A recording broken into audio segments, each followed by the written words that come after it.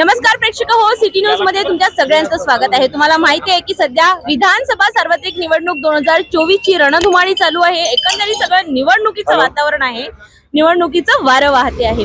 आज आपण आहोत अमरावती शहरात, जाणून घेऊया जनतेचं काय म्हणणं आहे, मतदाता काय म्हणतात, या निवडणुकीला कशा पाहतात आहे। कधी उमेदवार पक्ष बदलतो, कधी पक्ष उमेदवाराला बदलतो, उमेदवारांचे राजीनामे, कुणाचा प्रवेश, निष्कासन, एकंदरीत खूप काही या निवडणुकीत आपल्याला बघायला मिळत आहे। तर मतदारांचं काय म्हणणं आहे ऐकून घेऊयात। सर, आपलं नाव? सैयद तनवीर आलम। मुझे बताइए, अभी ये जो विधानसभा निवडणूक है, इसमें आप अगर हम देख रहे हैं, काफी उम्मीदवारों ने अपना पक्ष बदला, फिर पक्ष ने उम्मीदवारों को निकाला, किसी को निष्कासित किया, किसी का नए में प्रवेश कर लिया। अब इन सारे इसमें क्या मतदाताओं का भी यही होने वाला है? अभी मतदाता बहुत ज्यादा कंफ्यूजन में है, बस यही चक्कर के अंदर के किस पार्टी को वोट करे, किस व्यक्ति को वोट करे। यह परिस्थिति मतदाताओं के भी समझ के बाहर जा रही है। लेकिन मेरा मानना यह है कि मतदाता अभी उस व्यक्ति के साथ खड़े रहेगा जो अमरावती को एक सेकुलर आमदार दे, महाराष्ट्र के अंदर विकास वाली सरकार और सबको साथ में लेके चलने वाले सरकार, और हर किसी का जिसमें फायदा हो, चाहे रोजगार से लेकर, चाहे वैद्यकीय सुविधाओं से लेकर, और एजुकेशन का खास मुद्दा है। ये ऐसी सरकार के लिए जो भी नुमाइंदा यहाँ से सक्षम होता है तो यहाँ की जनता उसे पसंद करेगी। मुझे बताइए, आप एक मतदाता के तौर पे अपने नेता में कौन से गुण देखेंगे? अभी तो आपने कहा कि ये सारी बातें उसने करनी चाहिए, लेकिन क्या उस लायक उसमें गुण कौन से होने चाहिए? देखिए, सबसे पहले तो उसमें इंसानियत का वो गुण होना चाहिए जो धर्म को बाजू रख के एक इंसानियत को, पहले इंसान को महत्व दे कि भाई ये किसी भी समाज से आता हो, लेकिन ये व्यक्ति है, मेरा वोटर है, मेरा शहर का जनता है, तो मैं इनके साथ में खड़ा हूँ। मैं सबसे पहले ऐसे व्यक्ति को चुनना पसंद करूँ। तो आइए जानते हैं। सर, आपका नाम? अनिल साहू। सर, मुझे बताइए, अभी आप मतदान करेंगे तो किस उम्मीदवार को देख के या पक्ष को देख के करेंगे या उम्मीदवार को देख के करेंगे? देखो, जिस सरकार ने या महाराष्ट्र के लिए काम किया है, जैसे हमारी बहनों के लिए लाडली बहन योजना चालू की है और वृद्ध लोगों के लिए तीर्थ यात्रा ये चालू है, जो विकास के काम ये महायुति सरकार कर रही है, तो महायुति सरकार के उम्मीदवार को हम वोट करेंगे। अच्छा, मतलब आपने अपना चुन लिया है कि हम महायुति को ही वोट करेंगे। हाँ, लेकिन एक तरीके से हमने जब देखा है कि मतदाताओं में महायुति की सरकार को लेके काफी नाराज है। अपने अपने विचार रहते हैं, लेकिन आखिर में जब मतदाता जाता है तो वो ये सोचता है कि सरकार ने अपने लिए जो फैसिलिटी की है उसका भी उसके तरफ एक ध्यान केंद्रित रहता है। अब मुझे बताइए, काफी जगह पे हम देखते हैं कि जाति को लेके राजकारण होता है। क्या महायुति की सरकार आएगी तो जाति का राजकारण नहीं होगा, सबको एक साथ लेके चलेंगे? देखो, ये तो राजकारण में ये बातें चलते रहती है, सब अपने अपने वोटों को लुभाने का धंधा है तब, और ये अपनी अपनी मानसिकता है कि भाई कि इस तरह का बोलना चाहिए, लेकिन जनता समझदार है और सब भाईचारे से रहना चाहिए, ये जनता की मानसिकता रहती है।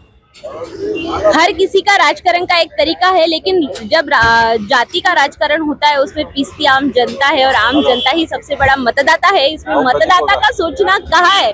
मतदाता के बारे में कहाँ सोचा जाता है? सर, आपका क्या? मैं यही बोलना चाहूंगा, इनके जवाब में ही मेरा जवाब है कि ये खुद कह रहे हैं कि अभी की जो सरकार है वो जुमलेबाजी कर रही है कि जैसा भाई धर्म के नाम पर, लेकिन एक आम आदमी और ये मेरे भाई ये भी ये चाहते हैं कि मैं मिलकर रहूं, लेकिन अब चूंकि सरकार एक ऐसी है जो सिर्फ धर्म के नाम पर बांटना चाह रही है, लेकिन इनके मन से क्या है कि मैं ऐसे आदमी को वोट दूंगा जो धर्म के नाम पर काम नहीं करे, है ना। ये एक तरफ ये बोलना चाह रहे हैं कि भाई सरकार ने जो योजनाएं दी है ठीक है, उसका लाभ तथ्य ठीक है, लेकिन मैं वोट ऐसे ही व्यक्ति को दूंगा जो धर्म निरपेक्ष है। ऐसा मेरा भी मत है और मेरे भाई का भी मत। देखो, ये अपनी अपनी विचारधारा रहती है, मैं किसी की विचारधारा को बोल नहीं सकता। महायुति सरकार जो काम कर रही है, अच्छे काम कर रही है, मैं इतना ही कहूँगा बस। आपका क्या कहना है इस बारे में? देखिए, महायुति सरकार जो भाई साहब ने बताया अभी अच्छा काम कर रही है, हाँ, अच्छे काम को अच्छे ही बोलेंगे, पण ये जुमलेबाजी की खोटा बोला पण रेटून बोला हाँ. वो सरकार है। जो सरकार अभी जो महायुति की उस हिसाब से हमारा अमरावती में विकास कुछ भी नहीं है। अगर हम किसी पक्ष के समर्थक के तौर पे ना, एक मतदाता के तौर पे अगर आपको बताना है तो आप क्या बताएंगे? हमें किसी पक्ष का मैं बताते समर्थक। तौर पे बताऊंगा, जो विकास करेगा शहर का, जो उद्योग लाएगा, हाँ. जो युवकों के लिए रोजगार लाएगा, हम उसको वोट देंगे। तो क्या अब तक अपने अमरावती इस विधानसभा में जो भी थे अभी पिछले 5 साल में हमारे यहाँ पे कुछ भी विकास नहीं हुआ, कुछ भी रोजगार नहीं आया? अभी विकास तो सुनील भाऊ जब पालक मंत्री थे, आमदार थे, उन्होंने बहुत विकास किया, शहर का विकास किया ही है। विद्यमान आमदार ने कुछ नहीं किया? नहीं, विद्यमान आमदार का उनको तो विकास हमको तो कुछ दिखता ही नहीं है। किया भी होगा तो दिखना चाहिए ना, दिखना चाहिए ना। अभी सबसे बड़ी तो समस्या लोगों की है मालमत्ता कर के लिए। तो विद्यमान आमदार ने तो वाहवाही लूट लिया, जुने कराप्रमाणे कर भरू शकता, भरने को जाओ तो नए रेट से हाथ में आ रहे बिल। ये जनता को गुमराह करने की बात नहीं है। अरे कुछ अच्छा काम करो तो पब्लिक तुम्हारा समर्थन भी करे। सबसे मुद्दा बेरोजगारी, ये कर का आज 3 साल से ये कर का प्रश्न चालू है महानगर पालिका में, और 2022 से प्रशासन की राज चालू है। आप चुनाव के 1 महीने पहले बोलते जुने कर प्रमाणे वसूली होने वाली है, भरने को जाओ तो नए क्रमांक। ये क्या है? तफावत है नहीं बातों में। एक प्रकारे महायुती सरकारवर नाराजी व्यक्त मतदारांची इथे होताना आपल्याला दिसते. अपने साथ है सर, आपका नाम? मेरा नाम सुरेश जैन। बताइए, इस विधानसभा निवडणूक मतलब इस इलेक्शन को आप किस नजरिए से देखेंगे? किसी के समर्थक के तौर पे नहीं पूछूंगी, एक मतदाता के तौर पे आपका मत जानना चाहूंगा। मैं वैसा व्यापारी संगठन का अध्यक्ष हूँ। व्यापारी तौर पर अगर देखा जाए तो अपने अमरावती शहर के लिए जो आज प्रॉपर्टी टैक्स का, जो महानगर पालिका के टैक्स का जो मुद्दा है, 2 से 3 गुना टैक्स बढ़ा, और उसमें स्टे मिला है, लेकिन स्टे मिलने के बाद में भी मोर देन 50% लोगों को 10%, 20% के ऊपर टैक्स कम नहीं हुआ। तो इस प्रकार के जो है ये व्यापार कहीं ना कहीं इससे प्रभावित होता है। अपना कोरोना के अंदर 1 से 1.5 साल व्यापार जो है अपना पिछले 5 साल पीछे चले गया। थर्ड हुई इनकम जो अपन बोलते वो उसकी अनुपात के अंदर बढ़ा नहीं, लेकिन 2 से 3 गुना 4 गुना अगर टैक्स बढ़ता है तो निश्चित रूप से व्यापारी के अंदर जो असुरक्षा की भावना जो है वो निर्माण हुई है। आने वाले इलेक्शन के अंदर जनप्रतिनिधि ने जो भी जनप्रतिनिधि चुन के आएगा, शहर की समस्या की तरफ उन्होंने ध्यान देना चाहिए। प्रोफेशनल टैक्स है, उसके लिए भी हमारा स्ट्रगल चालू है, क्योंकि 2017 में जीएसटी आने के बाद गवर्नमेंट ने हमको प्रॉमिस किया था कि लोकल टैक्सेस हम खत्म करेंगे। 16 प्रकार के टैक्स उन्होंने खत्म किए, लेकिन प्रोफेशनल टैक्स 2,500 रुपए साल का है, और उसको 1-2 साल अगर अपन ने भरा नहीं तो 2 से 2,500 रुपए उसके ऊपर दंड लगता है। तो इस प्रकार के जो टैक्स है ये भी गवर्नमेंट ने उसको रिलीफ देना चाहिए, क्योंकि आज अमरावती जैसा जो शहर छोटा है, 2 वर्ग महानगर पालिका, सबसे बड़ी चुनौती है ऑनलाइन और मॉल। इसके वजह से आज 40 से 45% बिजनेस इनके पास में चले गए। छोटे छोटे व्यापारी की आज अपन देखेंगे तो दुकानें बंद हो रही है धीरे धीरे। तो गवर्नमेंट ने इसके तरफ ध्यान देना चाहिए। जो सालों साल व्यापारियों लोगों ने भारत के अंदर स्वतंत्रता होने के बाद में जो सेवाएं अपनी दी, आज उनके तरफ ध्यान नहीं दिया जा रहा है, जिसके कारण वो धीरे धीरे लुप्त होते जा रहा है छोटे छोटे व्यापार। इसलिए जो भी जनप्रतिनिधि आता है उसने इसके तरफ ध्यान देना चाहिए, ताकि यहाँ का व्यापार बढ़ेगा। बाहर के जो मल्टीनेशनल कंपनी है वो इसलिए यहाँ नहीं आती क्योंकि किराए पे 56% टैक्स महानगर पालिका का है। नागपुर, औरंगाबाद जैसे शहरों के अंदर 10 से 15% के ऊपर टैक्स नहीं है, जिसके कारण यहाँ बहुत से व्यापारी संकुल खाली पड़े हैं, किराए से नहीं जा रहा है। इसके तरफ भी जो जनप्रतिनिधि है उन्होंने ध्यान देना चाहिए, ताकि व्यापार की स्थिति सुधरेगी। भी आप व्यापारी हो, आपने आपकी व्यापारी की इसकी जो भी परिस्थिति है मॉल या ऑनलाइन की वजह से जो आपके इस पे हो रहा है परिणाम, उसके बारे में बताया। एक व्यापारी के तौर पे मुझे बताइए कि महंगाई का क्या हाल मार्केट में है? नहीं, महंगाई तो देखो हर साल बढ़ रही है।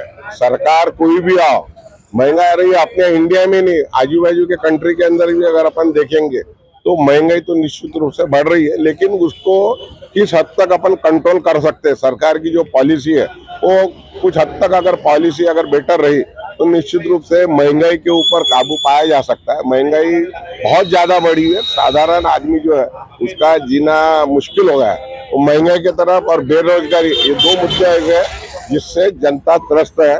और ये दो मुद्दों की तरफ आने वाली सरकार ने महाराष्ट्र के अंदर जो भी गवर्नमेंट बनेगी उन्होंने ध्यान देना चाहिए। सिर्फ इलेक्शन है, प्रॉमिस कर दिया, ऐसा नहीं होना। आने के बाद में जो बातें कही गई है उसके ऊपर उन्होंने अपना वर्क करना चाहिए और जनता को न्याय देना चाहिए ताकि ये समस्या जल्द से जल्द हल हो सके। अभी आपने जो भी समस्याएं बताई, मैं आपसे पूछना चाहूंगी कि कभी आप अपनी समस्याएं लेकर अपने जनप्रतिनिधि के पास गए हो? अगर गए हो तो उन्होंने क्या जवाब दिया? बिल्कुल, जो भी हमारा तो देखो व्यापारी संगठन जो है हमारे महानगर चैम्बर ऑफ कॉमर्स के साथ करीबन 50 के आसपास संगठन जुड़ी हुई है। लोड शेडिंग, जीएसटी बोलो, लोड शेडिंग बोलो, महानगर पालिका का जो टैक्स है जो बढ़ा हुआ, मैंने आपको बताया, तो हम तो जनप्रतिनिधि के पास सबसे पहले जाते हैं, जिलाधिकारी को निवेदन देते हैं। जो केंद्र सरकार की पॉलिसी है तो संबंधित मंत्रालय को हम निवेदन भेजते। लेकिन जब अपने को प्रॉमिस मिलता है लेकिन न्याय नहीं मिलता, जैसा भी कारपोरेशन टैक्स का है, तो आचार संहिता वगैरह लग गई। जनप्रतिनिधि का कहना है कि हम इसमें कुछ नहीं कर पाएंगे, तो इसलिए फिर हमने महानगर चैम्बर की तरफ से हाईकोर्ट के अंदर जनहित याचिका भी दाखिल की है। हम हमारे लेवल पर जो भी समस्या व्यापारी की तरफ से आती है, चाहे पुलिस की रहो, जीएसटी की रहो, इनकम टैक्स की रहो, हर समय संबंधित अधिकारी और जनप्रतिनिधि को हम मिलते हैं, उनको बताते हैं ये प्रॉब्लम है। और उसके बाद में कुछ समस्या हल होती है, ऐसा नहीं है कि नहीं होती, और कुछ समस्या हल नहीं होती तो उसका हम फॉलोअप लेते रहते हैं जब तक उसका हमें पॉझिटिव्ह रिझल्ट नहीं मिलता। तर व्यापाऱ्यांच्या यातना इथे आपल्या समोर मांडण्यात आल्या। आपलं नाव? नारायण उपरकार. तर मला सांगा, मतदाता म्हणून या विधानसभा निवडणुकीकडे तुम्ही कसं बघता? आता ही तर अटीतटीची निवडणूक आहे. आता यामध्ये आता सर्व जे जवळचे जे आहे, कारण छोटंसं गाव असल्यामुळे सर्वांशी संबंध येत असतो, त्यामुळे निवडणूक ही अटीतटीची आहे. आता बघा, उमेदवार पक्ष बदलतोय, पक्ष उमेदवारांना काढून टाकतात आहेत, निष्कासित करतात आहेत, नवीन उमेदवारांना प्रवेश करून देतात आहे आणि जे नव्याने प्रवेशित करतात आहेत त्यांना समर्थन देतात आहे। जुन्या या सगळ्यांमध्ये जुने जे कार्यकर्ते आहेत, जे वर्षानुवर्ष पक्षाशी जोडून आहेत, त्यांच्याकडे दुर्लक्ष होत आहे, त्यांच्यासोबत अन्याय होत आहे, यावर काय म्हणतात? एक तर काय राजकारण आणि राज्यकारण यामध्ये ज्याला राजकारण करायचं आहे, पुढे यायचं आहे, आता तो पक्षाची तोडफोड करून ह्या पक्षातून त्या पक्षात जाणार हे तर निश्चित आहे, कारण त्याला सत्तेमध्ये राहायचं आहे. सत्तेमध्ये ज्याला राहायचं आहे, जेव्हा राज्यकर्ते होते त्यांनाही सत्तेमध्ये राहायचं होतं, त्यावेळेसही ते हीच नीती अवलंबत होत होती की ह्या राजाला आपल्या सोबत घेऊन घे, त्याला घेऊन घे आणि चौथ्याला मात करून त्याच्यावर राज्य करणं. तसं आता या पक्षामध्ये झालेलं आहे. पक्षाची तोडफोड करणं आणि आपण सत्तेमध्ये येणं. मतदाता म्हणून तुम्ही मतदान करताना पक्षाला बघाल की उमेदवाराला बघून मतदान कराल? हा, एक तर काय थोडं पक्षालाही बघावं लागेल, कारण पक्ष जो आहे म्हणजे काम करणारा पक्ष असेल तो पक्ष आणि उमेदवार हा जो आहे पण आपली म्हणणे ऐकून घेतो का हे पाहणारा असला तर त्याला मतदान करावं लागेल. पण या दोन्ही गोष्टींमध्ये तफावत असू शकते. कदाचित पक्ष जरी तुमच्या आवडीचा असला पण उमेदवार पक्षाने जो दिलाय तो कदाचित तुमच्या आवडीचा नसेल. हा, तो मग पक्षाकडे वळावं लागेल. असं आहे ना, उमेदवार जर आवडीचा नसला तर पक्षाकडेच वळावं लागेल.